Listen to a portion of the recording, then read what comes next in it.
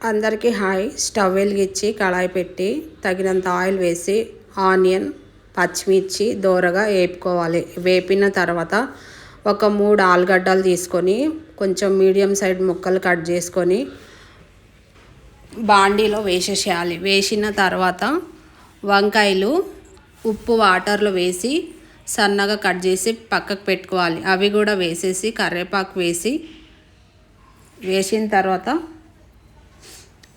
మూత పెట్టేసి మగ్గించుకోవాలి. మగ్గినాక వంకాయలు తొందరగా ఉడుకుతాయి కాబట్టి ఫస్ట్ ఆలుగడ్డ వేసానండి. అలా వేసిన తర్వాత ముక్కలన్నీ కలిసేట్టుగా మనం కలుపుకోవాలి.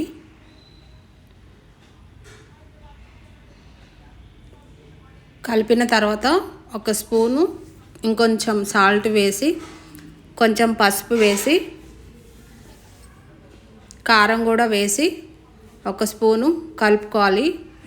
తర్వాత 3 టమాటాలు సన్నగా తరిగి వేసేసేయాలి. మూత పెట్టేస్తే మగ్గుతుంది. తర్వాత మళ్ళీ మూత తీసి ముక్కలన్నీ కలిపేట్టుగా కలుపుకొని